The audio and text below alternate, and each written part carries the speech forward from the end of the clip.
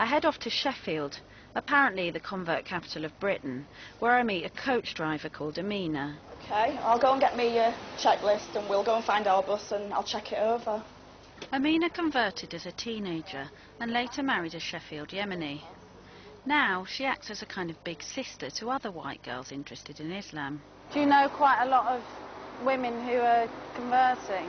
Since I became Muslim like 10 years ago, there's been so many, maybe 50 or so that I know of personally. Morning. This is Bryn, my co-driver for the day. Kind of unusual job for a Muslim woman. It certainly is, yeah. I think I'm the only one. Hold that. Bit more out, please. Cheers. There's such a taboo, isn't there, about Muslim women? We are considered as being such poor creatures who are so oppressed and not allowed to go out of the house. We have to walk 25 paces behind our husband. I walk in front of mine. Right, we're ready. Islam is allowing me to drive a 12-ton coach down the motorway. Even a lot of English men wouldn't want their wives to do the job that I'm doing. Oh, it's got a good lock on it, hasn't it? They're not bad, these. Fantastic. Well impressed. Top stories at 3. A passenger plane has crashed in New York in the residential Queens area of the city. Prime Minister Tony Blair has spoken to say it's too early to tell whether it was a tragic accident or related to terrorism. Other communications. See footage yet? Is it a terrorist attack? They don't think so. They're looking for the black box. They're not ruling out a terrorist attack, but apparently it was an accident. To try to determine the cause of it. I hope it isn't another one, because that's the last thing the New York people need, isn't it, after what they've just been through, another one. Have they been blaming Muslims or not? Well, not yet, but I'm waiting for it, you know. Oh, a snotty kiss, lovely. Hiya. You alright? But you've not finished yet, have you? Oh, yeah, I'm going out again. Yeah, I thought so. What time are you going to work till? Sometimes till like 10, 11. Islamically, the husband's got to provide for his family. It's incumbent on him to go out and work. But if the woman goes out and works, it's her own choice if she wants to go out and work. Even that money that she earns within the marriage is her own money. He can't touch it. It's her pocket money. What? Had jacket hacker. Baba. Yeah. I got it. What were you speaking there? Arabic. What did he say? Told him to put his jacket and shoes on. So when you boss him around, you do that in Arabic? Depends who's here. If his Arab-speaking mates are here, I do it in English. One thing that's appealing about Muslim men to English girls is the fact that you know that your man's not going to come in absolutely bladdered at 2 o'clock in the morning with lipstick all over his face. Hey. Come on, darling. Let's go, boy. Oh, get him off that. Where's the mop again? Open that door, it's inside there. I could tell how much you use the mop, you don't even know where it's kept. I get this on film. An Arab man mopping up. It's a miracle. To prove that I help in the house. That's documented now. No, he's good actually. Assalamualaikum. Assalamualaikum. See you later. Amina is certainly defying my stereotype of the timid Muslim wife. She's never home long enough to be chained to the kitchen sink. And the escalating conflict with Afghanistan is politicising her life. Headlines. Tony Blair's been rallying support for the war on terror, saying no one should forget the appalling atrocities of September the 11th. The Prime Minister claims there's now a flood of evidence proving Osama bin Laden's guilt. Meanwhile, British Muslims have been calling for an end to the bombing, and in Sheffield, an anti-war protest is gathering pace, with new demonstrations being organised for tomorrow. It's one of ours as well.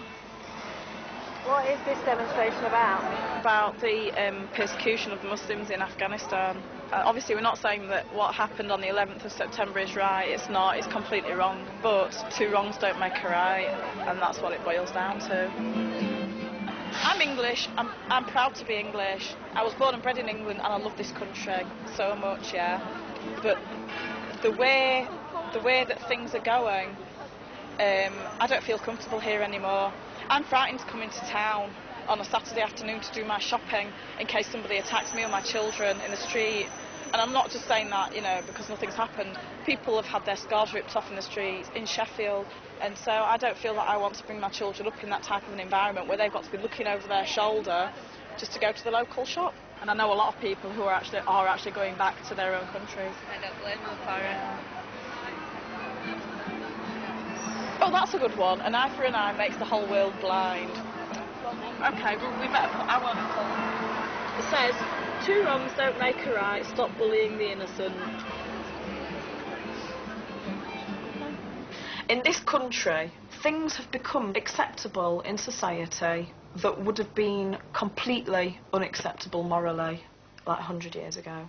Like what? Such as adultery. Adultery is acceptable nowadays. Is it? Yeah, of course it is. People laugh about it, don't they? People think it's funny. Oh, you know, some bloke's gone behind his wife's back and all this. You know, it happens so often. Fornication, well, that's just a complete norm now, isn't it? What do you mean by that? Fornication, that's like when 2 people are together out of marriage. Oh, my cup of tea's here. A few days later, Amina calls with some startling news. She's emigrating to the Yemen, which right now is on the watch list in the war against terrorism. The Foreign Office is strongly advising Britons not to travel there. We've decided to take our chances over there, as it were. We're going to try and get a job over there and what have you, so... There's so much hatred for Muslims at the moment in Britain that I'm not bothered for myself, but my kids, you know, just in case. You just don't know, do you, what's going to happen. Oh, Ahmed! Well, I can't find you. Oh, you big turd! Wait a minute! Today, I mean, it'll be nice. Oh, shut up. Everything's packed. Here. Thanks. When I bought her to do this work.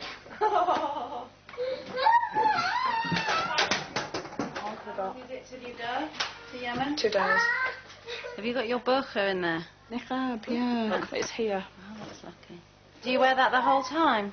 When there's like a lot of men around and I don't feel comfortable, like some of the markets in Yemen get very, very busy with blokes. With me being English, I am taller and I am a lot whiter than most Arab women. I've got blue eyes. In the Arab countries, they find this very attractive, so to save myself any type of hassle.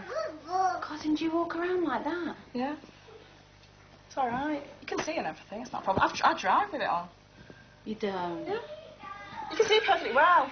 It's like having black windows on your car. And then if you want to see, you know, more, you just lift it and go. Like that. You look like a tent. Cheers. Don't you mind that? No. I'd rather be seen as a chaste, modest woman than a slapper, to be honest. I mean, obviously, a bloke in the street isn't going to fancy me over fancying somebody with a short skirt and a good pair of legs. There's 2 blokes here. Would you guys find me attractive in this lot? Or would you rather look at a woman in a miniskirt? You can answer, Mr. Soundman. I think that was a no. No, exactly. So you don't find me attractive. She's good. That's the idea. In just a few hours, the family are leaving Sheffield for a new life in the Yemen. Bye, Mum. Bye. To put this. There's still lots to do, but no shortage of help. That's the car keys. They're for Tracy. The TV in that bedroom. Yeah. Give it to Bakil. Oh, and also, Abdul Malik, in the back of the car is a computer. It needs to be dropped off at YL and Layla's house. Okay. Yeah. You get all this? Yeah, yeah. A lot of people I know who have become Muslim, one of the things that's drawn them to Islam is the strength and the bond between the Muslims.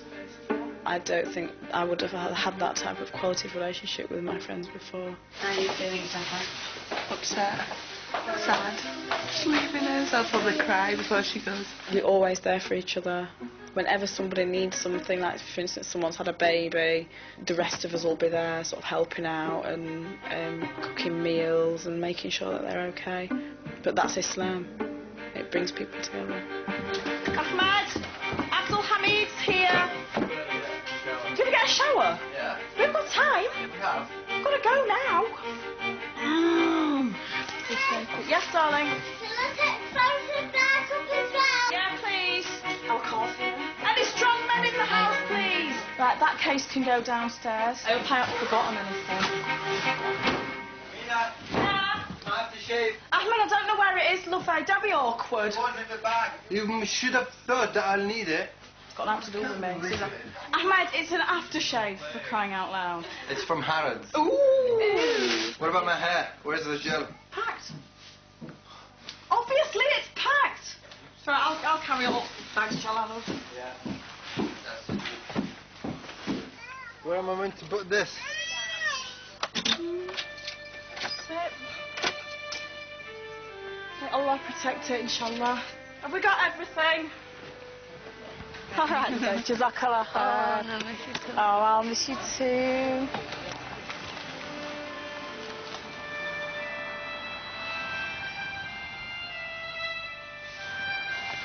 She'll be back soon, hopefully.